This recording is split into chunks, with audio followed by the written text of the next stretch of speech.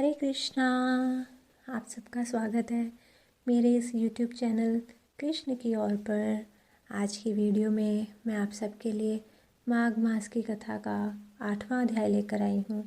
अगर आपको मेरी ये वीडियो अच्छी लगे तो मेरी वीडियो को लाइक और शेयर कीजिएगा और मेरे चैनल को सब्सक्राइब कीजिएगा और बेल आइकन दबाना मत भूलिएगा ताकि मेरी हर आने वाली वीडियो की नोटिफिकेशन आपको सबसे पहले मिलती रहे। तो आइए शुरू करते हैं कथा को। बोलिए श्री कृष्ण भगवान की जय, माघ मास की जय। यमदूत बोला कि हे सौम्य, तुमने अच्छा प्रश्न पूछा।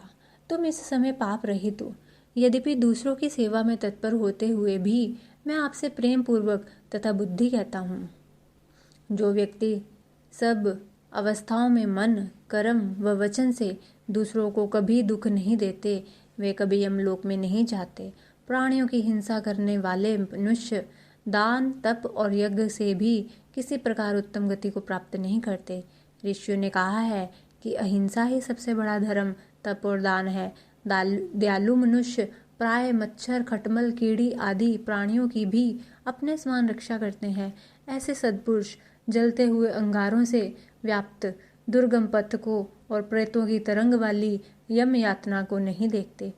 जो मनुष्य अपने भोजन के लिए जल व थल के प्राणियों को मारते हैं, वे काल सूत्र नामक नरक में दुर्गति को प्राप्त होते हैं और अपने मांस का भोजन करते हैं तथा पीप लहू जल के समान पीते हैं और पांवों की कीच में औंधे मुंह डाल दिए जाते हैं और उन्हें विषैले कीटाणु काटते रहते हैं।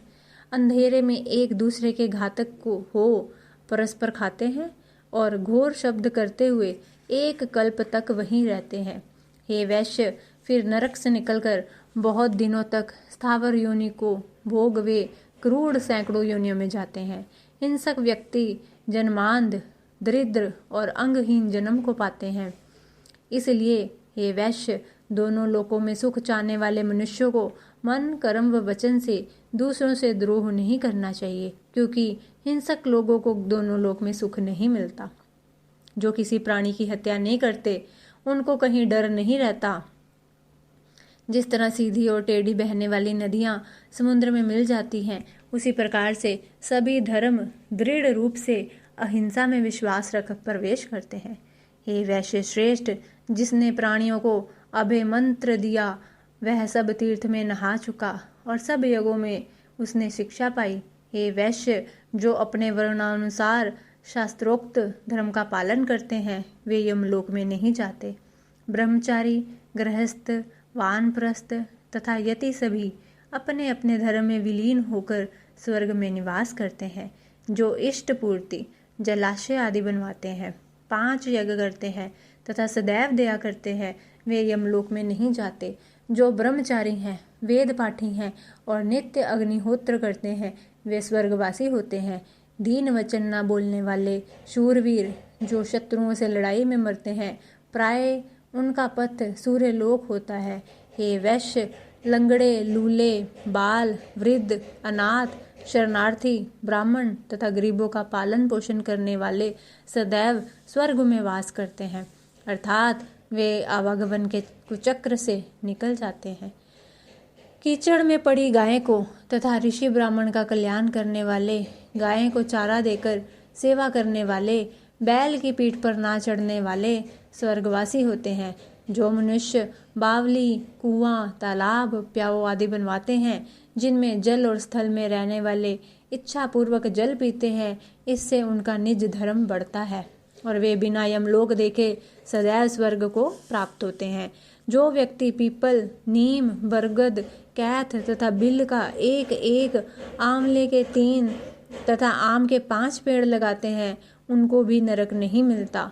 5 वृक्ष से 10 कोठे के घर अच्छे नहीं, क्योंकि पत्ते, फूल, फल और मूल से पितरों का भली भांति तर्पण करते हैं।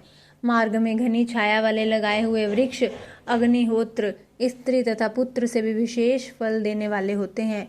जो मनुष्य पेड़ लगाता है, वह दानी तथा सदैव आनंद करने वाला होता है। अच्छी छाया वाले फल तथा फूलों से पूर्ण मार्ग में लगाए हुए पेड़ों को जो मूर्ख काटते हैं, प्राय उनको नरक में वास होता है। हे वैश्य, जिस घर में तुलसी का वन होता है वह घर तीर्थ के समान होता है। वहाँ यमदूत निवास नहीं करते। तुलसी बोने वाले तथा उनके मित्र उसकी सुगंध से देवलोक में उतने 1000 वर्ष तक रहते हैं जितने बीज और दल इनमें होते हैं। नर्मदा तथा गंगा स्नान तथा तुलसी दल का स्पर्श कर तीनों बराबर हैं। तुलसी की सेवा करने से मन कर्म वचन से किए पाप भी नष्ट हो जाते हैं। हे वैश्यवर, प्रत्येक पक्ष में द्वादशी के दिन ब्रह्मा आदि देव भी तुलसी वन की पूजा करते हैं। रत्न, सोना, फूल तथा मोती के हार के दान से 16 गुना तुलसी के पत्र का दान होता है। जो फल 1000 आम तथा 100 पीपल के वृक्ष बोने से मिलता है, वही फल तुलसी के केवल एक पेड़ लगाने से ही प्राप्त हो जाता है। और जो तुलसी की मंजरी से हरि की पूजा करता है वह गर्भ में नहीं आता। हे वैश्य, जो मनुष्य रेवा नदी में पैदा हुए शिवलिंग की तथा स्फटिक, रत्न या पत्थर की तीर्थ,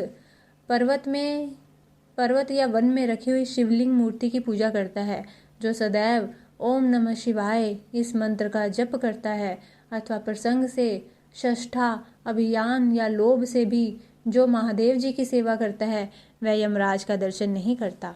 शिव जी के भक्त शिव जी की पूजा में लीन होकर शिवलोक में 14 इंद्र तक आनंद करते हैं। हे वैश्य, शिव पूजन के तुल्य पुण्य वाला, सब पापों को नष्ट कर निर्मल कीर्ति प्रदान करने वाला 3 लोक में कोई दूसरा कर्म नहीं है। जो तृण, काठ या पत्थर का ब्रह्मा, विष्णु अथवा महादेव का मंदिर या मठ बनवाते हैं वे मनुष्य इन देवताओं के लोक में बहुत समय तक वास करते हैं।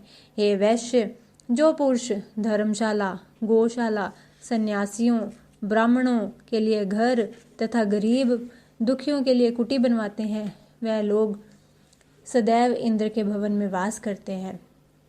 इन स्थानों के जीर्णोद्धार से दुगना फल प्राप्त होता है।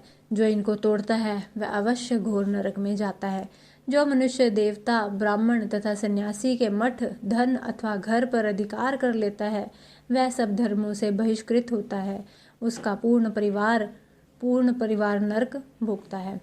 मठाधीशों का अन्न आदि अभोज्य है। इससे 21 नरक मिलते हैं। इसका सेवन करने पर चंद्रायन व्रत करें तथा मठाधारी को स्पर्श करके वस्त्र सहित जल में गोता लगाएं। ब्रह्मा, विष्णु तथा शिव की पूजा के लिए जो बगीचा लगाते हैं वह प्राय देवलोक में वास करते हैं। जो मनुष्य सदैव माता पिता, देवता तथा अतिथियों का सत्कार करते हैं वे प्रजापति के उत्तम लोक को जाते हैं। बोलिए श्री कृष्ण भगवान की जय। माघ मास की जय। अगर आपको मेरी ये वीडियो अच्छी लगे तो कमेंट करके ज़रूर बताइएगा। मिलते हैं अपनी अगली वीडियो के साथ, तब तक के लिए हरे कृष्णा।